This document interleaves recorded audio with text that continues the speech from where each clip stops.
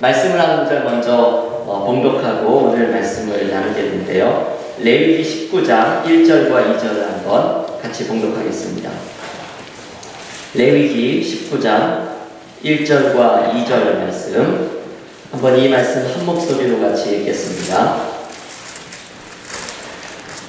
구약성경 레위기 19장 1절과 2절 말씀, 우리 찾으신 분들은 한 목소리로 같이 읽겠습니다.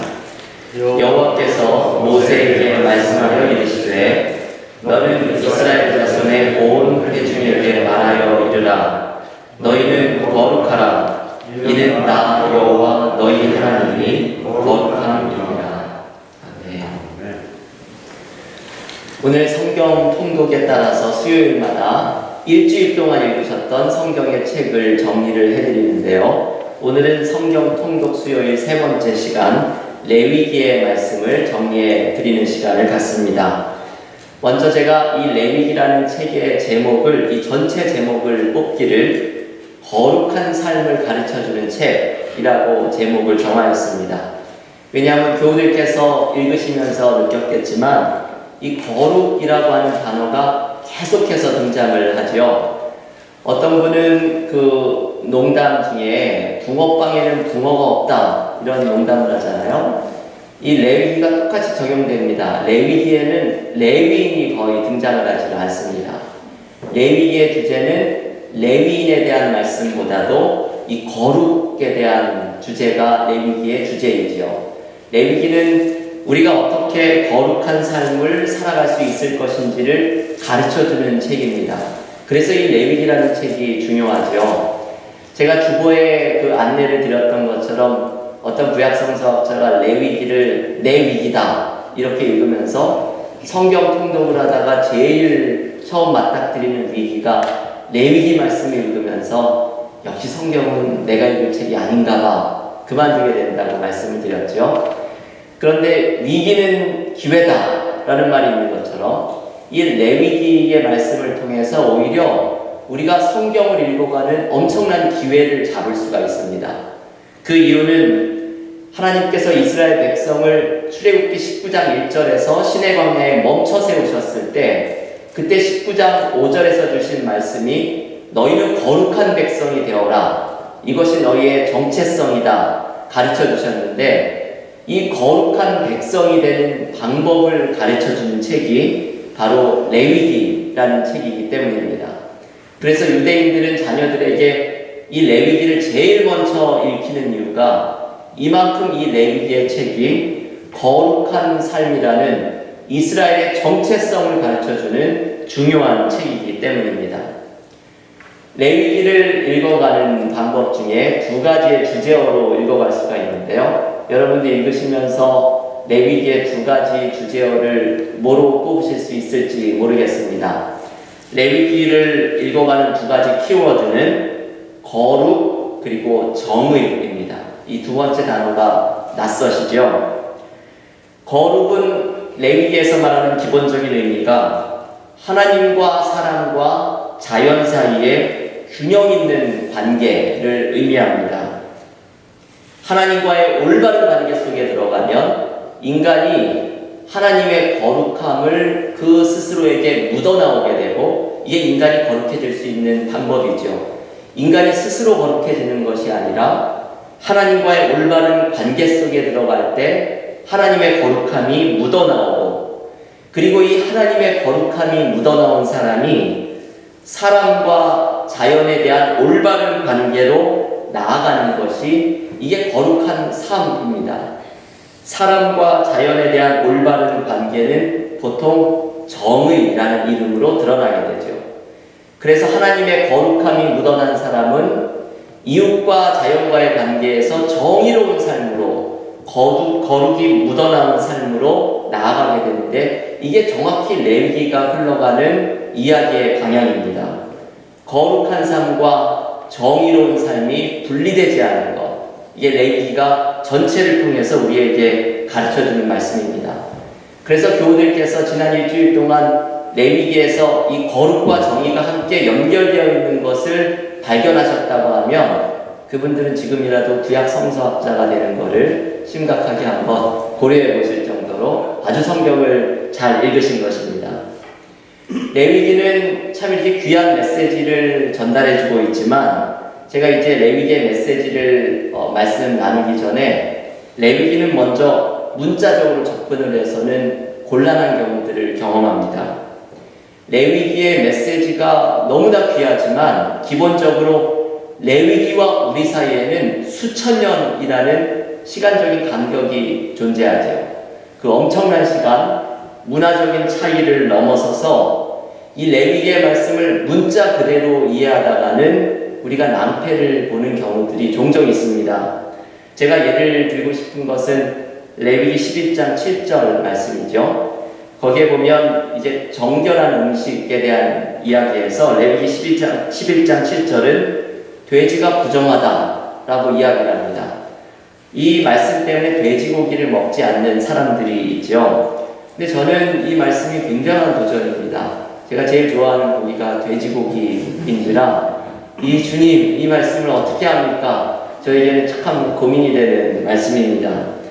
레위기는 이런 말씀을 붙잡고 우리가 돼지고기를 그리스도인들이 안 먹는 사람은 없지요. 레위기에 분명히 써 있지만 레위기가 우리에게 초대하는 것은 문자적인 해석을 하는 것보다 그 수천 년의 문화적인 간극을 고려하면서 레위기에 대한 올바른 이해와 해석을 중심으로 해서 이 하나님의 뜻, 율법의 참 정신, 이것을 깨닫고 적용하는 것, 이것이 레위기를 올바르게 읽어가는 방법입니다. 이러한 레위기의 메시지를 찾아가기 위해서 먼저 구조를 좀 간단하게 제가 말씀을 드리려고 하는데요. 복잡한 구조를 얘기하면은 교우들께서 전부 잠을 주무실 수 있기 때문에 제가 간단한 구조를 늘 이야기하려고 합니다. 레위기를 두 부분으로 나눌 수가 있는데요. 첫 번째는 1장부터 16장까지 거기는 하나님의 거룩이 소개됩니다.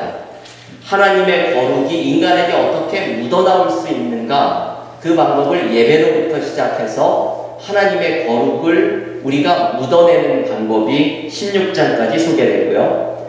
그리고 두 번째 부분 17장부터 27장까지는 거룩한 삶에 대해서 이야기를 합니다. 이걸 학자들은 Holiness Code라는 이야기를 쓰는데 이게 거룩한 그 예법, 그 율법이라고 하는 뜻이죠.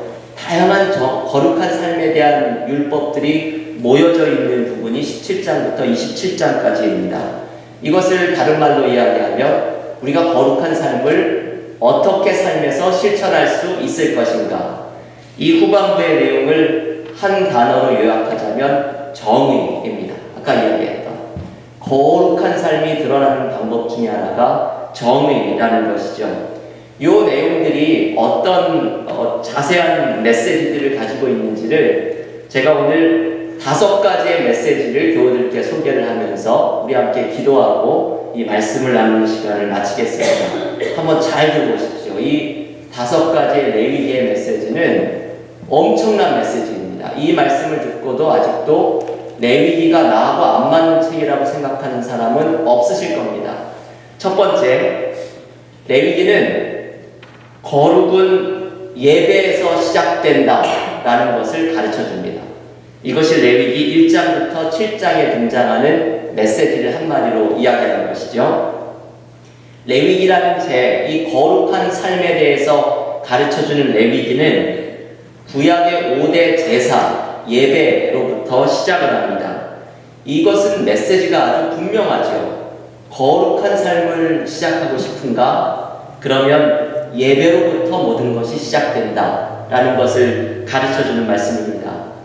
레위기의 주제절, 우리가 아까 함께 읽었던 레위기 19장 2절 말씀이 레위기의 중심 주제를 담고 있는 절인데요. 레위기 19장 2절 하반절은 이렇게 말합니다. 너희는 거룩하라. 이는 나 여호와 너희 하나님이 거룩함이니라. 이게 레위기의 주제이죠. 너희는 거룩하라. 그런데 그 근거는 하나님께서 거룩하시기 때문이라고 말을 합니다. 이게 예배로 시작하는 이유이죠. 인간이 어떻게 거룩할 수 있는가? 거룩하신 하나님 앞에 나아가서 예배를 드리는 사람은 하나님의 거룩하심을 몸에 묻히고 그것을 반사하는 사람이 될 수가 있다는 것입니다. 나의 삶이 올바르게 세워지기를 원하는 사람, 내 안에서 하나님의 생명력이 불타오르기를 원하는 사람, 이 사람이 해야 할 것은 레위기가 가르쳐주는 것은 단순합니다. 예배로 나아가라. 하나님을 거룩하는 예배가 올바로 세워질 때에 우리의 삶이 거룩해질 것이다 라고 레위기는 가르쳐줍니다. 그래서 레위기는 1장부터 7장까지 5가지의 예배를 소개하는데요. 제가 이 5가지의 예배를 한 문장씩 소개를 좀 해드리려고 합니다. 먼저 첫 번째 예배, 번제, 레위기 1장에 소개가 되죠. 이 번제의 특징은 제물로 바친 이 동물을 하나도 남기지 않고 전부 다 불에 태워버리는 방식이 번제의 특징입니다. 그래서 번제를 한마디로 이야기하면 온전한 예배이죠. 나의 모든 것을 드리는 온전한 예배를 상징하는 것입니다. 두 번째 예배, 소제, 레위기 2장에 등장을 하는데요.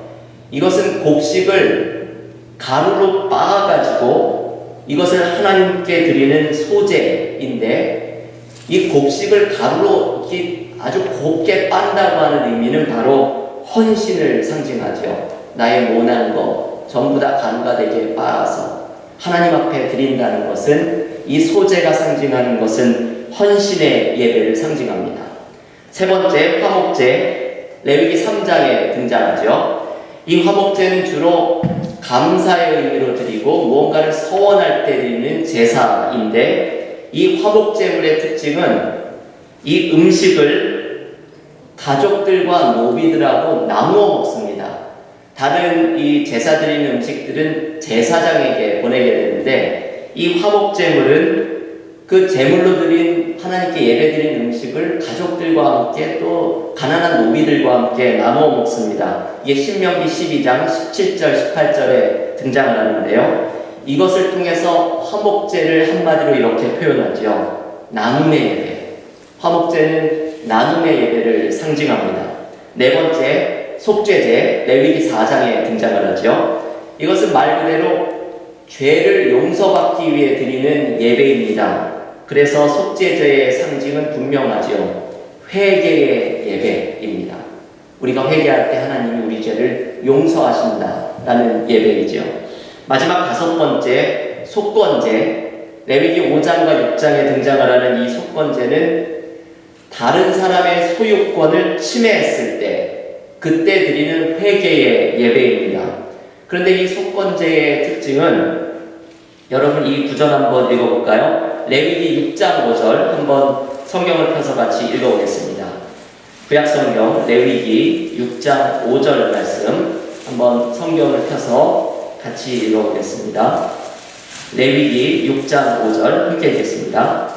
그 거짓 맹세한 모든 물건을 돌려보내되 곧 그 본래 물건의 5분의 1을 더하여 돌려보낼 것이니 그 죄가 드러나는 날에 그 임자에게 줄 것이요. 이게 거짓 맹세한 물건이고, 그 위에 4절 말씀에 보면 남의 것을 빼앗은 거죠. 이 소유권을 침해했다는 것은 부지 중에 다른 사람의 동물을 죽였거나 이렇게 남의 물건을 빼앗거나 거짓 맹세해가지고 착취했거나 이런 여러 경우로 남의 소유를 침해했을 때 드리는 회개의 예배입니다. 근데 지금 읽은 이 6장 5절 말씀은 그 남의 물건을 빼앗은 것을 그냥 돌려보낼 뿐만 아니라 그 물건의 5분의 1을 더해서 이걸 더해가지고는 그걸 보내도록 이야기를 하고 있죠. 이것은 실제적인 보상에 대해서 가르쳐주는 것입니다. 우리가 죄를 회개할 때 우리는 죄를 회개하는 방식이 참 잘못됐죠. 당사자에게 가서 잘못했다고 용서를 비는 것이 아니라 우리는 죄의 문제를 하나님에게 가지고 나옵니다. 그래서 하나님께 용서를 구하고 내가 잘못한 사람에게 죄를 용서를 구하는 일을 하지를 않습니다. 속건제가 가르쳐주는 회개의 정신은 당사자에게 가서 회개를 해라.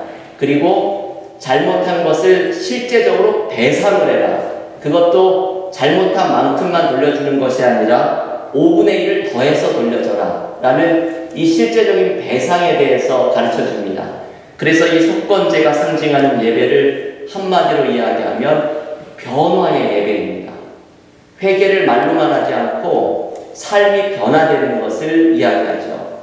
여러분이 5가지가 레위기의 첫 번째 예배가 가르쳐주는 정신입니다. 온전한 예배, 헌신의 예배, 나눔의 예배, 회개의 예배, 그리고 변화의 예배. 레위기가 가르쳐주는 예배의 정신은 이 5가지의 정신이 우리에게 균형 있게 예배의 삶 속에 드러나고 있는지를 돌아보도록 초대합니다. 여러분은 균형 잡힌 예배를 하나님 앞에 드리고 있습니까? 이것을 한번 오늘 이 저녁에 돌아보셔야 합니다. 두 번째 레위기의 메시지는 하나님의 거룩은 위험한 것입니다. 이 말씀을 가르쳐 줍니다. 하나님의 거룩이 이 위험하다고 하는 것, 이게 좀 인상적인 표현이라 제가 이것을 사용하는데요. 레위기 10장에서 이 메시지가 소개가 되죠. 8장과 9장의 제사장의 위임식을 마친 후에 바로 제사장이 되었던 나답과 아비후라는 사람이 하나님이 명령하시지 않은 잘못된 불로 예배를 드렸다가 하나님의 불이 나와서 그들을 전부 삼켜버리게 됩니다. 이것은 여러 가지 의미로 해석을 할 수 있지만 제가 다양한 해석을 소개하기보다 한마디로 이것이죠.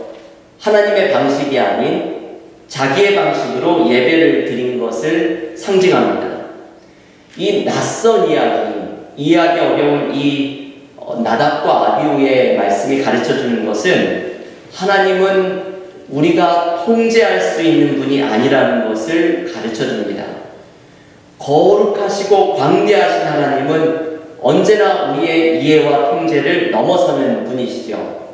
여러분 출애굽기 4장에 아주 이상한 이야기가 소개되는 것을 우리 모세 묵상에서 묵상했죠.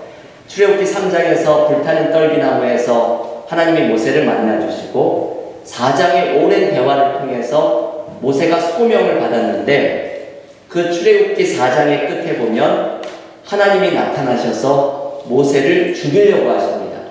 이게 아주 이해할 수 없는 대목이죠.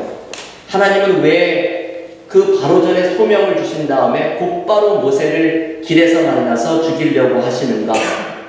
이것은 출애굽기가 우리에게 소개하는 메시지는 하나님을 전부 이해했다고 생각하지 말아라 라는 이 낯선 하나님을 가르쳐주는 것이죠. 언제나 우리가 기억할 것은 하나님은 하늘에 계시는 분이고 우리는 땅에 있는 사람이라는 것을 기억해야 합니다. 인간은 하나님을 완전히 파악했다 이야기하지 말고 하나님을 나의 좁은 소견 안에 다 가두어 놓으려고 하는 노력 또한 내려놓고 하나님 앞에서 겸손히 하나님을 따라가는 예배자의 모습으로 서야 합니다. 레위기의 이 두 번째 메시지가 이것이죠. 하나님을 통제하려고 하지 말고 인간은 언제나 하나님 앞에 영원히 예배자로 서야 한다. 그것이 레위기가 가르쳐주는 두 번째의 메시지입니다. 세 번째, 거룩은 삶의 모든 분야에서 나타나야 합니다. 이게 레위기의 세 번째 메시지이죠. 레위기 11장부터 15장에서 이 말씀을 가르쳐줍니다. 여러분, 거룩이라고 하는 말의 기본적인 의미는 구별이라고 하는 뜻이죠. 그래서 레위기 10장 10절의 이 구별의 의미를 이렇게 소개해 주는데요. 한번 찾아서 읽어볼까요? 레위기 10장 10절, 우리 기억하기도 좋죠? 10장 10절입니다. 레위기 10장 10절 한번 한 목소리로 같이 읽어보겠습니다. 그리하여야 너희가 거룩하고 속된 것을 분별하며 부정하고 정한 것을 분별하고. 지금 이 10장 10절의 말씀이 레위기의 기본적인 정신을 가르쳐줍니다. 거룩한 것과 속된 것을 구별하고 부정한 것과 정한 것을 구별하고.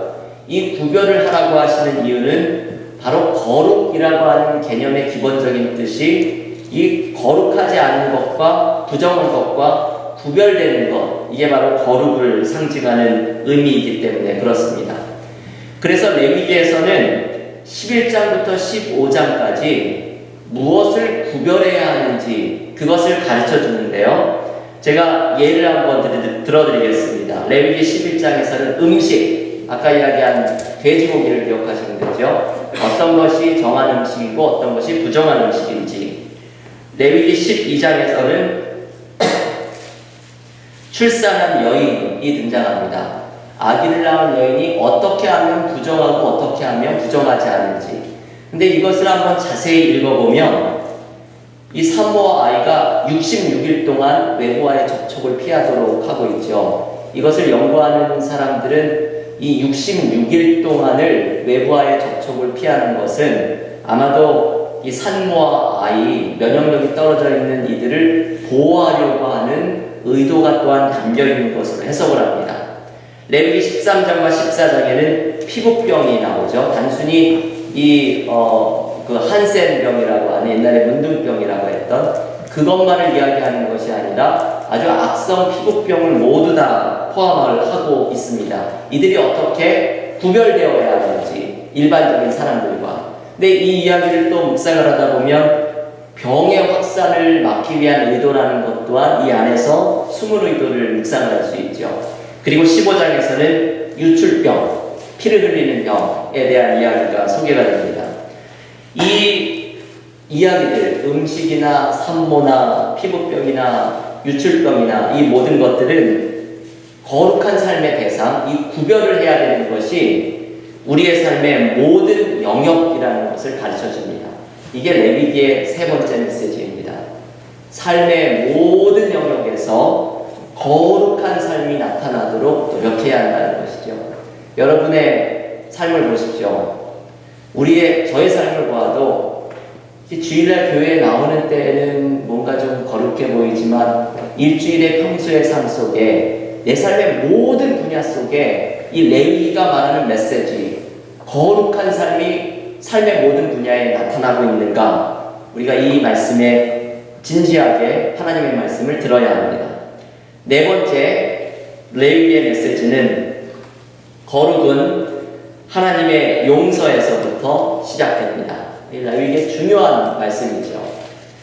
레위기에서 중요한 장 중에 하나가 16장인데요. 이 16장은 우리 염상훈 권사님이 아주 좋아할 만한 장이죠. 대속죄일, 욤키퍼라고 부르는 우리 욤키퍼를 영시들을 보존하는 날이라고 그렇게 기억을 하시는데요. 이 욤키퍼 혹은 데이 오브 어토먼트, 대속죄일이죠. 구약성경에서 대제사장들은 성막의 안쪽에 있는 그 지성소, 하나님의 법궤가 있는 그곳, 이 지성소가 있고 그것을 가리는 그 휘장들이 있죠. 그 전체를 감싸고 있는 회막이 있죠. 이게 구약의 하나님께서 지으라고 하신 성막의 구조이죠.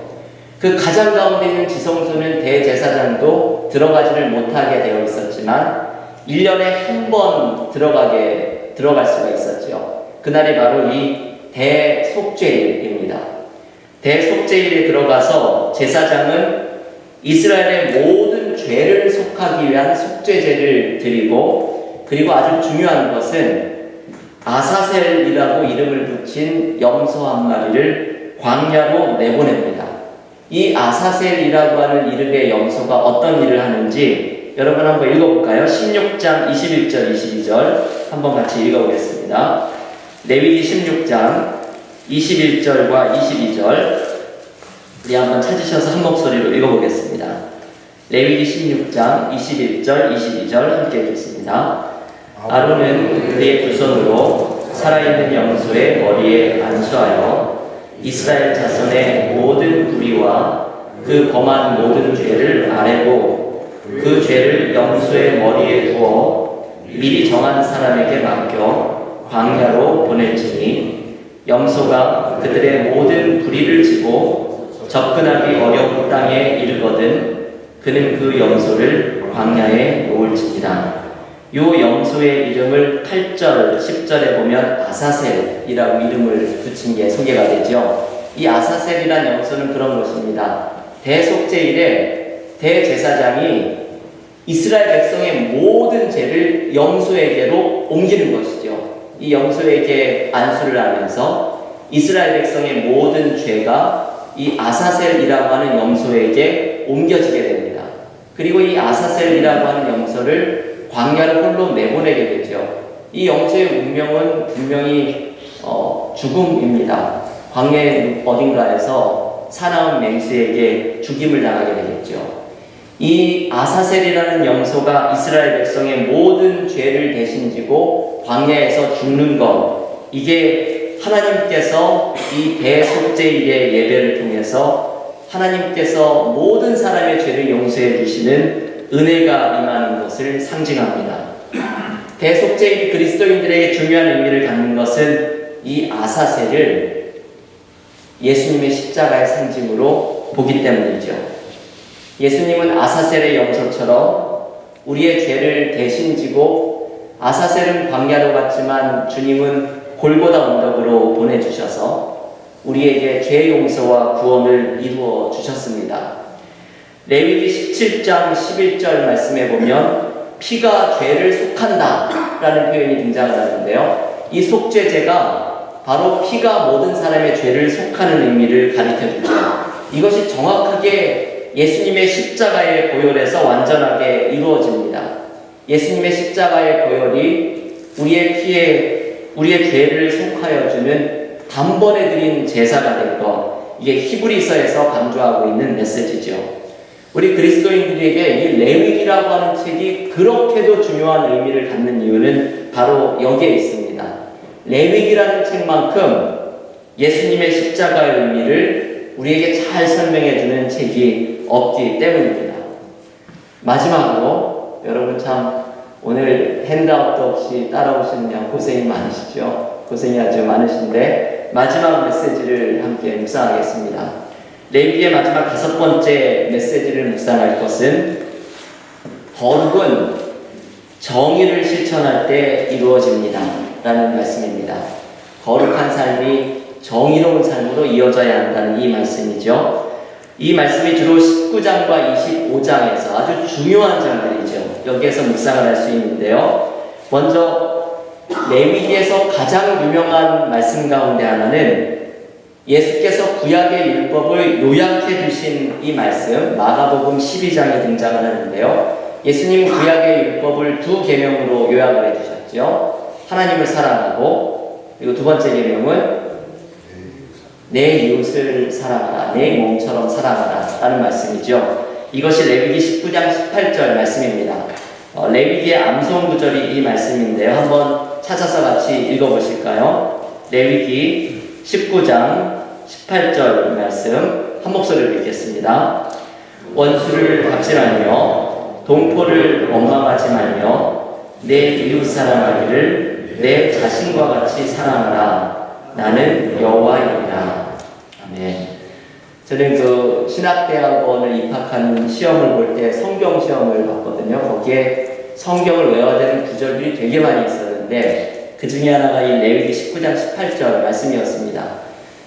이웃을 내 몸처럼 사랑하라는 말은 이해가 되는데 그 앞부분 이야기가 잘 외워지지가 않아서 원수, 동포, 이웃 이것을 한자씩 동그라미 쳐서 원동이라고 외워가지고 제가 레위기 19장 18절 하면은 원동이 꼭 사람 이름 같죠. 이게 늘 기억이 납니다. 이 말씀 이웃을 너의 몸처럼 사랑하라 라고 하는 이 말씀의 이웃은 사회적인 약자를 가리킵니다. 보통의 이웃을 넘어서서 특별히 약한 사람을 가리키죠. 그래서 레위기 19장 33절과 34절에 보면 거류민들을 환대하고 사랑하라 라는 말씀이 등장을 하는데요. 이 거류민은 쉽게 요즘 말을 바꾸면 이민자와 난민을 가리킵니다. 성경의 레위기 19장이 가르쳐주는 정신은 이민자와 난민을 환대하고 사랑하고 너의 몸처럼 사랑해라 라는 것이 예수께서도 인용하셨던 말씀이고 하나님께서 주신 거룩한 삶의 대표적인 모습입니다. 요즘 미국에서 반이민 정책 때문에 논쟁이 있고 많이 시끄럽죠. 여러분 교회 사무실에 가시면 제가 하나의 그 표어를 붙여놓은 곳이 있는데 저희 교회가 속한 미국 장로교회에서는 이 반이민 정책에 대해서 교단적으로 정한 슬로건이 있습니다. 그것은 We choose welcome 이라는 슬로건인데요. 우리는 환영을 선택한다. 이 이민자와 난민에 대한 요즘에 이 미국에서 논쟁이 있는 이슈에 대한 교단에서 내놓은 슬로건이죠. 우리는 가난한 자, 약자, 거류자, 이민자, 난민을 환영하고 환대한다라는 것입니다. 이게 레위기 19장에서 가르쳐주고 있는 정신입니다. 레위기 19장은 가난한 자들을 위해서 수확물을 남겨놓고 레위기 19장 9절과 10절에 소개되고요. 재판과 거래를 공정히 하라고 하는 이 후반부의 말씀, 모든 것이 정의를 실천하는 것, 이것이 거룩한 삶의 일부분이라는 것을 강조합니다. 거룩한 삶을 살고 싶은 사람들, 그 사람은 정의를 실천해야 합니다. 마지막으로 말씀드릴 것은 이 정의로운 삶의 절정은 희년에서 우리가 살펴볼 수가 있습니다. 주빌리라는 것이 바로 희년의 영어이고요. 히브리어는 요벨이라고 부르는데 이 단어들 많이 들어보셨죠? 이 근처에 요벨 교회라고도 있고, 그리고 주빌리라고 하는 저희 교우들 가끔 가시는 이제 커피 마시는 곳이 있는데요. 이게 전부 희년이라고 하는 의미가 영어로 히브리어로 표현이 된 것입니다.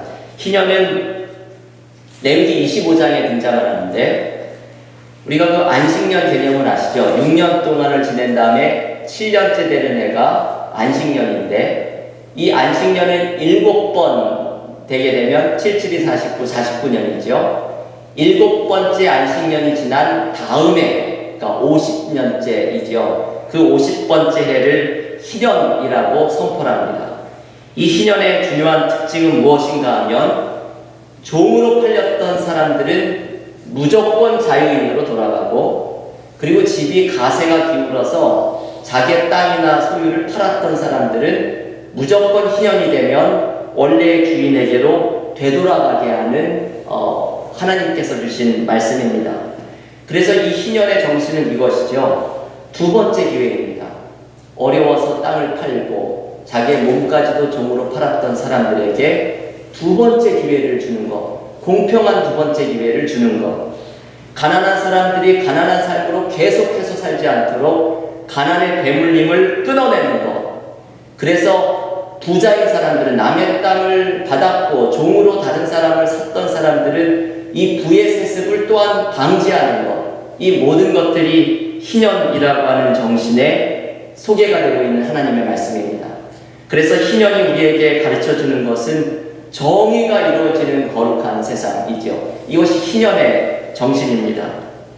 여러분, 레위기의 이 말씀들, 제가 5가지의 메시지를 가르쳐 드렸는데요. 이게 얼마나 놀라운 말씀들인지 모릅니다. 예배로부터 시작된 하나님의 거룩함이 인간과 자연과의 관계 속에서 정의로운 세상으로 드러나는 것, 이게 레위기가 전해주는 꿈입니다. 이게 엄청난 꿈입니다. 이 레위기의 꿈이 이 땅에서 이루어지는 것이 어렵지만 하나님께서는 레위기를 통해 오늘도 우리에게 말씀하시죠. 하나님이 꿈꾸시는 세상은 하나님의 거룩이 우리를 통해 묻어나와서 이 세상이 정의가 펼쳐지는 거룩한 세상으로 세워져 가는 것. 이 레위기의 꿈이 교회 여러분들의 삶 속에서 드러나고, 그리고 우리 은혜와 사랑 교회를 통해서 펼쳐지는 축복이 있기를 주님의 이름으로 간절히 축원합니다.